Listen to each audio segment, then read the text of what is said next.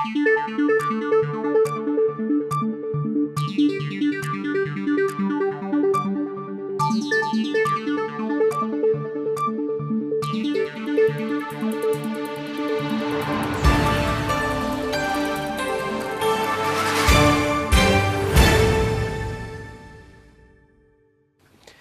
alaikum and good evening. Welcome to another edition of Vantage Point on ITV. I'm your host, Mohammed Choonara. Thank you for joining us this evening. Last week's show, we began the conversation with Mr. Ronnie Casserols on his new book, A Simple Man. Tonight, we're delighted to be joined once again at the beautiful home of Mr. Casserols, where we continue this discussion. I think 24 minutes or 30 minutes wasn't enough last week, so we needed to come back and just do some more unpacking of this really wonderful book. And if you can, get yourself to a bookshop and get yourself a copy of this book. You'll thoroughly enjoy it. It's really easy reading. We're coming to the holiday season now. It will be a nice book to take with you onto the beach and just sit and listen to the stories of Mr. Casserols. Mr. Casserols, thank you so much once again for joining us. Thank you.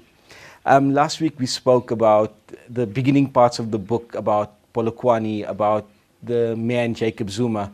Tonight I'd like to speak about your time as Minister of Intelligence and some of the shenanigans that took place that maybe you weren't even aware of, the rogue emails, the things like that we've all heard of.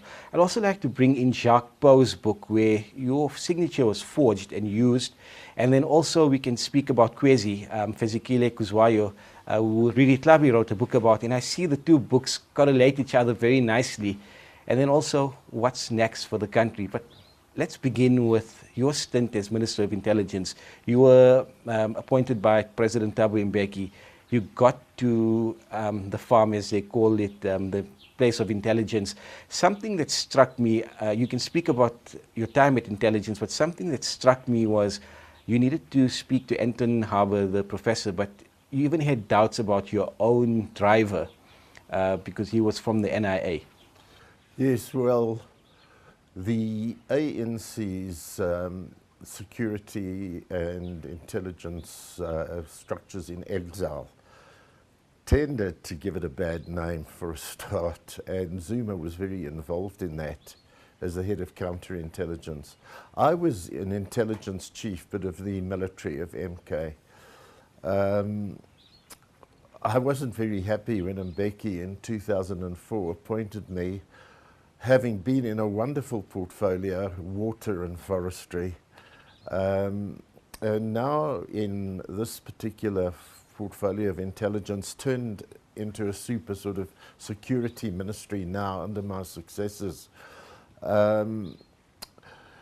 Intelligence gathering is needed by any country as security is needed, which is why countries have a military, very often over-militarized for sure, and warmongering. We try not to have one of that nature. A police force for law and order and protection of people. We know that often is abused. We see aspects of that in our own society. And then the intelligence structures. We've heard bad stories in history and seen this from CIA and KGB to some of the Arab security intelligence agencies, but all over the world.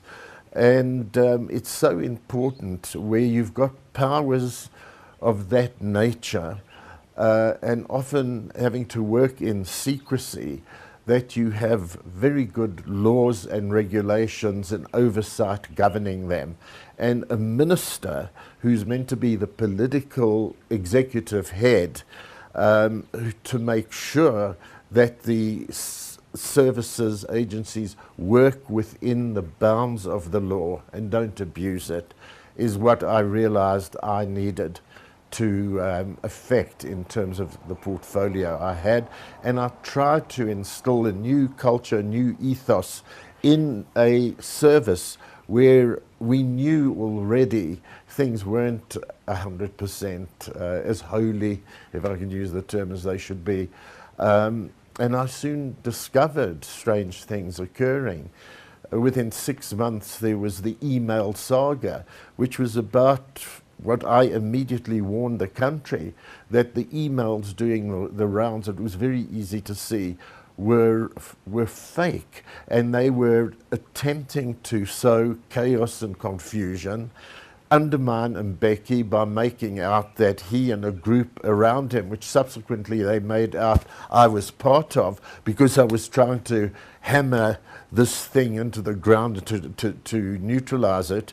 And through inquiry, we exposed the fact that it was coming from within my own intelligence agency. It led to the person who was heavily involved in this being first suspended and then dismissed. That was the email saga. Then you've heard of the, as the country has, the spy tapes saga, the interception of telephonic conversations, that being used again to generate the idea of a conspiracy against Zuma to prevent him becoming president.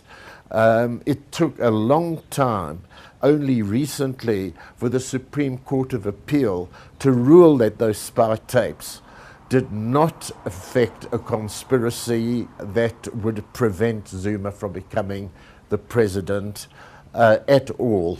And he had been attempting all these years to prevent the DA, who were the key drivers in trying to expose them, from getting hold of copies. Once they had these copies, lo and behold emerges attitudes which were spread in the press that I was supposed to have been the master spy behind this. I actually took the Sunday Times to the press council, and in the end they had to withdraw those allegations and apologize to me.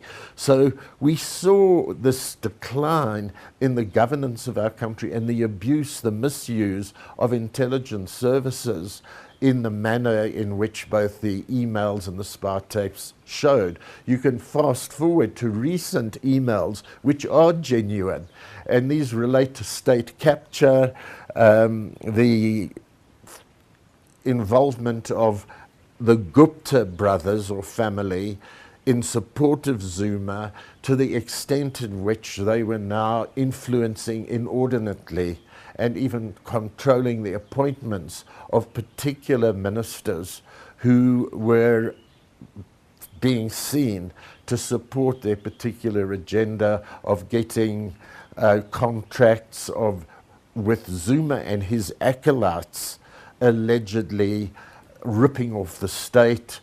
Billions is involved, and now the book by investigative journalist Jacques Poe, a very outstanding, courageous book in which he has been able to bring out the depths to which the intelligence services, the police, and Zuma's cronies have been involved allegedly even with the underworld, with gangsters and smugglers of cigarettes, the amassing of wealth. And then, as you've asked me, this issue of how people in my former service, I resigned when Mbeki was deposed by the ANC in September 2008, and the elements within that service who Jacques Poe shows were forging my signatory or using it for criminal purposes. This is, I'm saying allegedly, it's there in the Jacques Poe book. There's huge information which, if you join the dots, I think very compelling, and to someone like myself who has had insight, seen this. Mr. Kessels, before we go for a break, with regards to your signature being allegedly forged and used for this criminal acts, will you be taking any action? And another question, do you think the State Security Agency and SARS will manage to keep Jacques Poe's book off the shelves? Do you think they'll be able to keep that book off the shelves? Well, they're striving to. They're desperate to do so. And it's absolutely a need to support Jacques Poe, because the whistleblowers of our country who expose corruption in the public interest need to be defended. And I've certainly already been in discussion with my attorneys to consider my options in relation to the way my identity, my signature was stolen by people who then purportedly were using it to obtain massive amount of slush funds for their criminal purposes. We're going to take a short break now. When we come back, we're going to touch on the Kwezi situation as well as the ANC conference in December and what's the future like for South Africa. Stay tuned.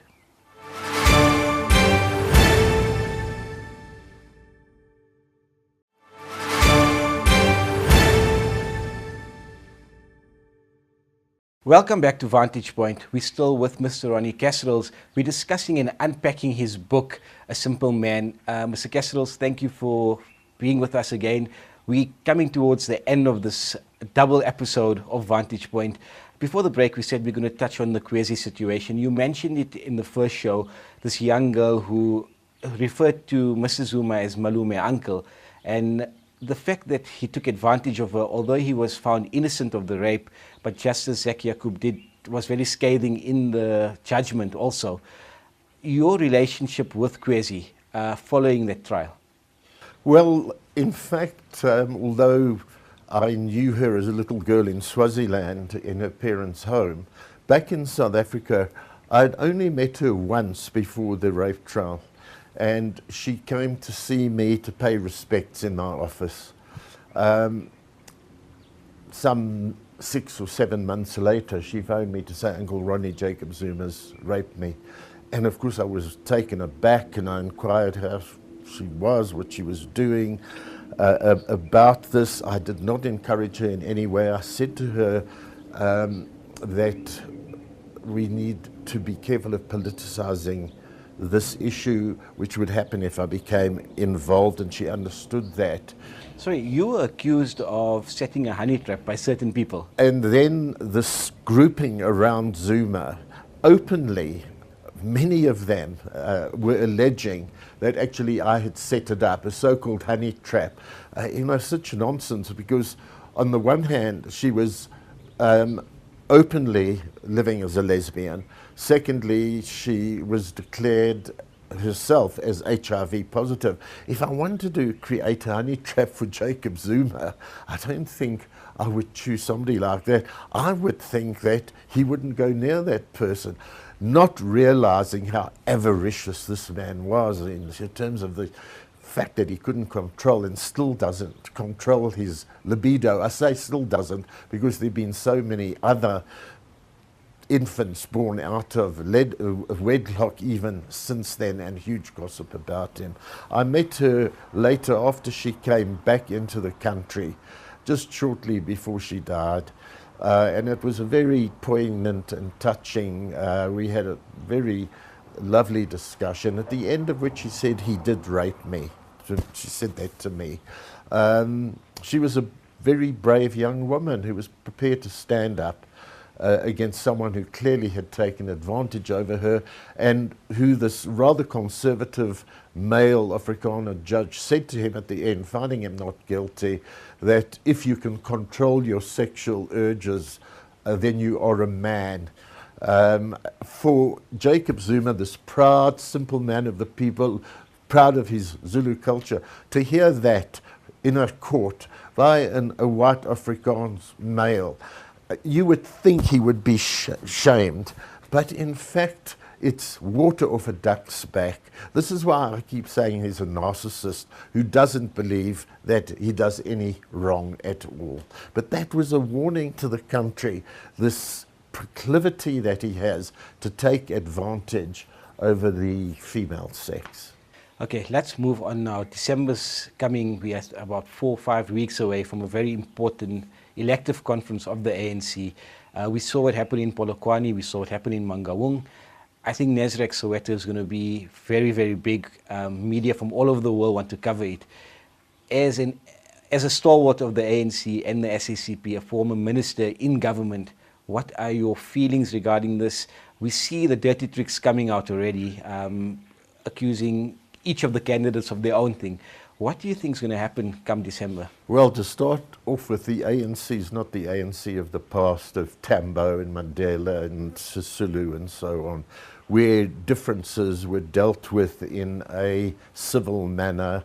It's Polokwane lets loose this ugliness. It's like, you know, the opening of a Pandora's box, which allows vicious infighting and factions which have developed. It's got worse and worse. We even see killings and bloodletting in KwaZulu-Natal particularly. We see in various regional or district and provincial conferences people at blows at each other's throats, the chairs being thrown, this most unseemly behavior. It's because people now regard the ANC as this cash cow to control, to get rich from. It's no longer service to the people.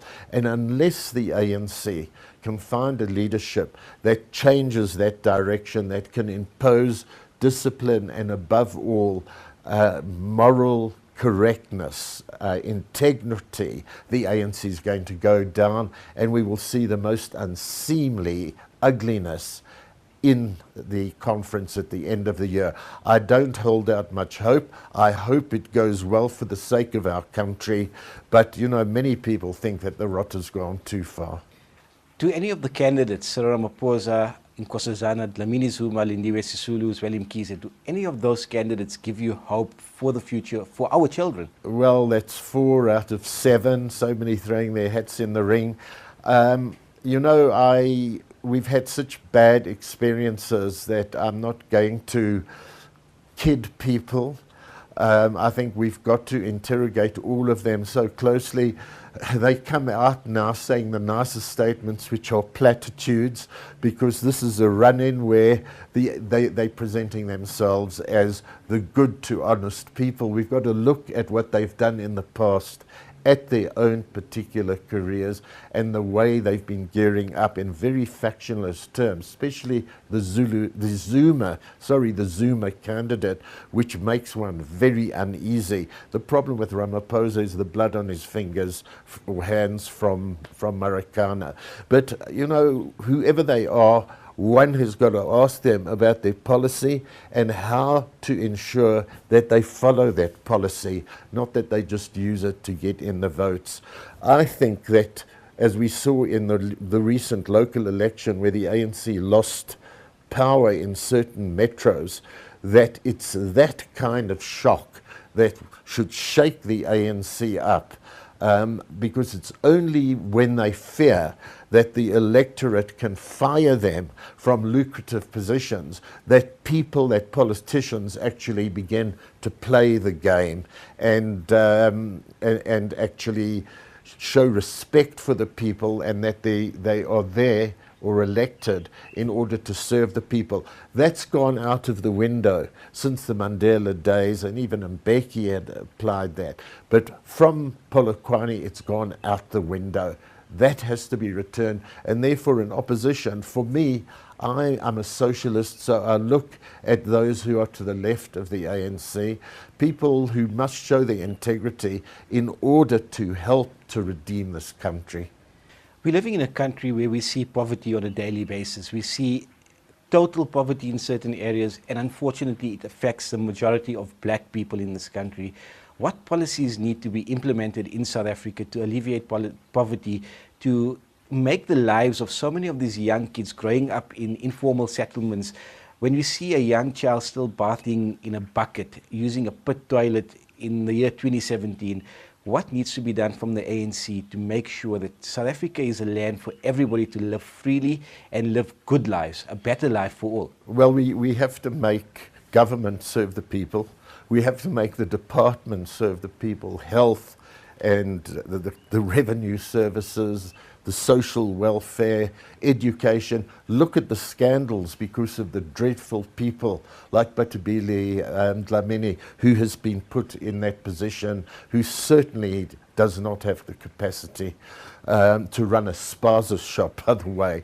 The ANC has got to put decent people into the positions of trust and responsibility in the security, police, intelligence services as well, and it's got to make a major turning point in terms of the economy. They talk about the need for radical economic transformation. They don't mean it. They mean putting that economy more and more in the hands of Zuma's criminal clique at the top. But we do need major economic transformation, and the people who need to pay for this are those who made such a fortune out of apartheid, which are the big corporates, which are 1-2% of this country, where the ANC's major error in the Mandela time was to cut the corporate tax from 48 to 28.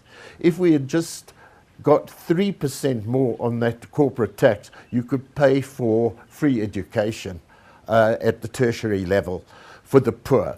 But to apply a taxation system where the poor and even middle class who need to create and develop their businesses are dealt with very leniently, but where the very wealthy must help in that restitution, and where we've got to apply economic policies of a reform nature, not the type that link in with the free global market economy called the Washington Consensus of the IMF and the World Bank. That's what has to change, which would enable us to use the vast wealth and resources of our country to the betterment of our people. We're allowing the wealthy to drain the capital in this country, either out of the country, offshore, or to secrete it inside the country instead of investing in the country. That's the kind of investment that must be used.